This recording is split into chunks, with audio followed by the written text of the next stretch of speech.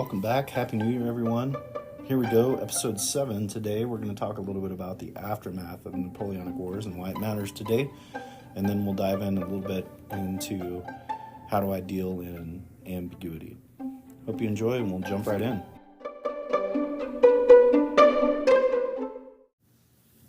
So in the last episode, we talked about Napoleon and why he was such a big deal. And in my opinion, I think the real impact of Napoleon has less to do with what happens during his life and more to do what happens after his life. And that is the aftermath of the Napoleonic Wars is so impactful on Europe that it indeed reverberates in our modern life.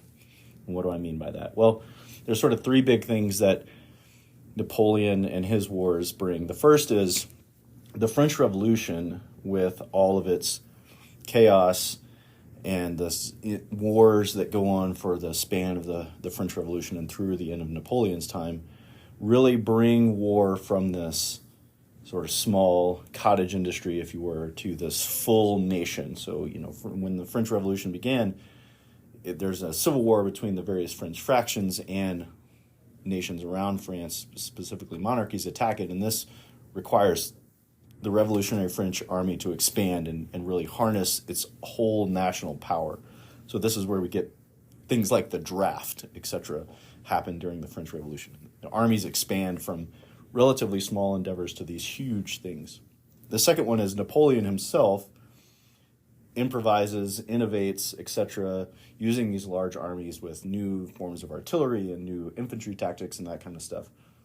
Those two things together then sort of populate out into other European militaries, and we get writings of folks like Clausewitz and the Prussians, eventually Germans, and the Americans and British and others, who study Napoleon and his tactics and essentially adopt his ideas and ways of operating and study how he did it, etc. And things like war colleges and West Point, for example, are created in the aftermath of some of this, of some of the Napoleonic Wars, right?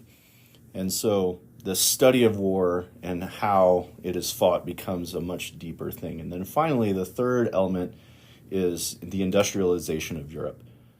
So Europe goes through the industrial revolution with steam engines, etc., and oil jumps into the forefront eventually, right? And this need for things like coal and steel and oil, etc., drive European nations into competition with each other on the European continent, and then also they expand abroad into these imperial and colonial conquests, and we talked a little bit about that as the European nations go into places like Africa and Asia.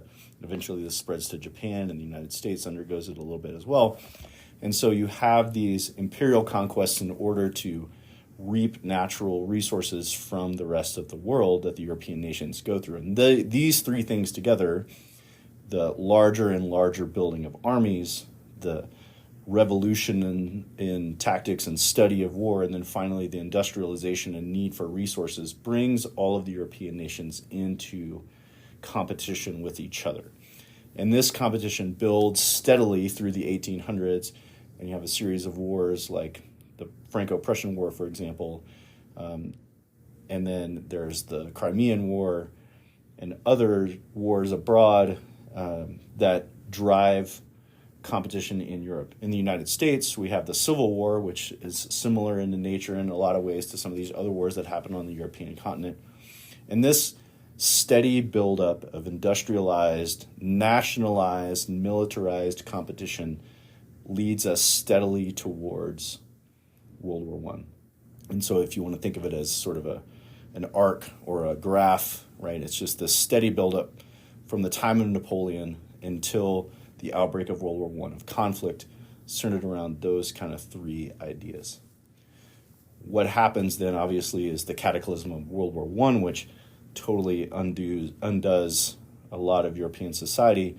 The aftermath of World War I, of course, is World War II, which is even more cataclysmic and global, even larger global in scale, right? And it ends in sort of the pinnacle of this industrialized, mechanized war that we've seen since the time of Napoleon, it ends in the pinnacle of the use of the nuclear bomb by the United States, right? So you can think of that sort of as the peak of our graph of industrialized conflict. And why that all buildup matters, right, is obviously since the end of World War II, we've put in place a lot of this, as we've talked about before, a lot of this post-World War II world order that's meant to sort of prevent that cataclysm from occurring again, right? And so sort of everybody puts guardrails on the world order in order to prevent this massive national industrial competition from occurring again. Why does that matter today? As we've talked about before, you see nations like Russia and China sort of pushing back against that.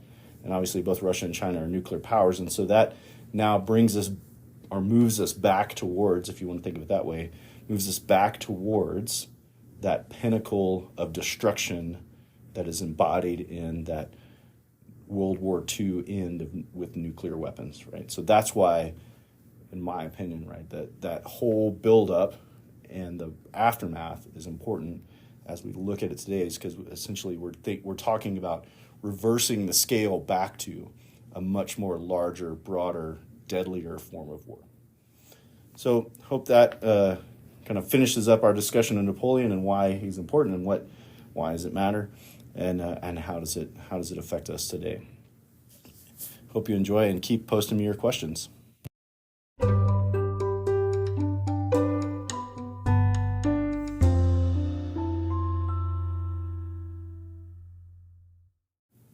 All right, so our question of the day comes to us from my good friend A2F2, Aaron French, who, yes, actually spells his last name with two Fs. So his question is, how do you scale in the ambiguous?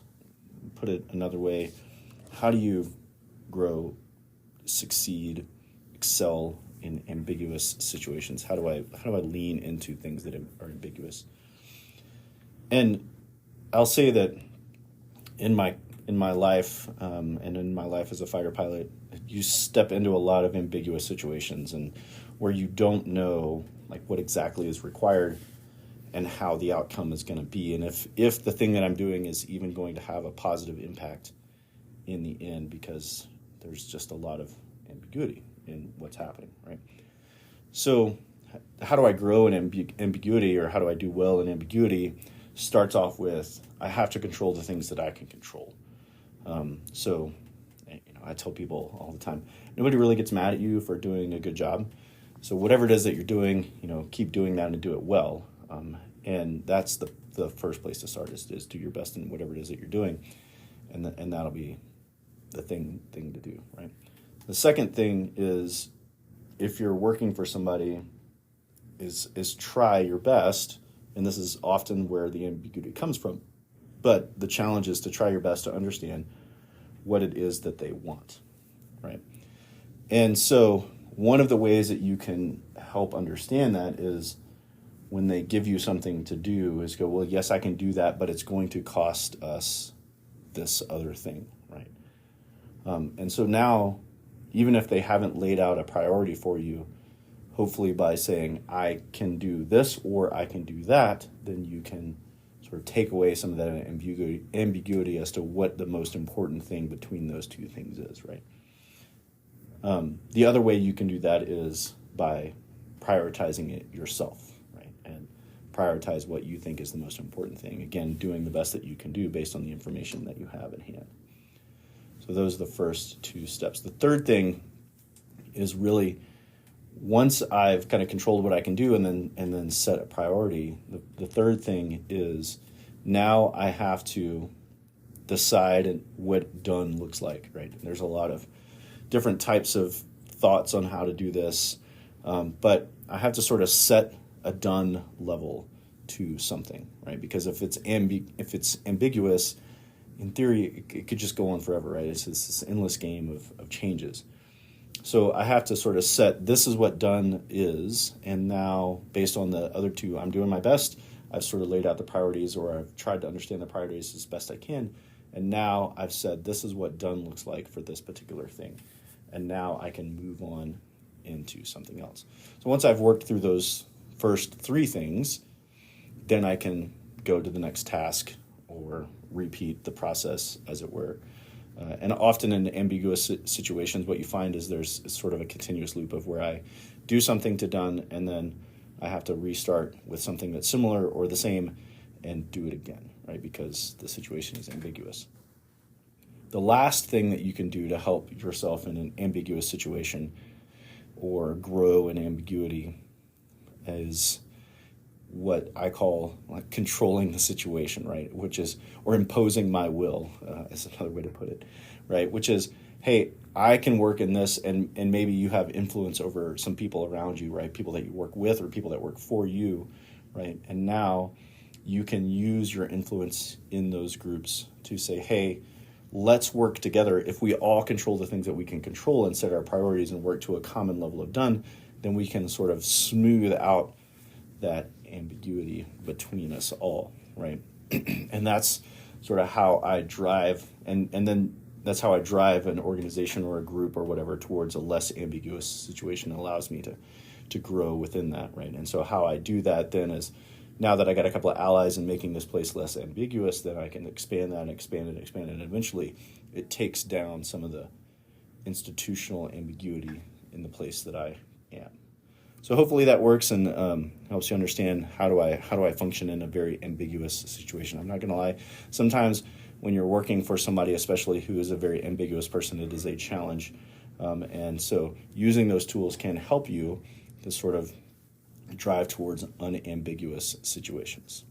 Keep posting your questions up. We'll get to more soon. Thanks. Have a good one.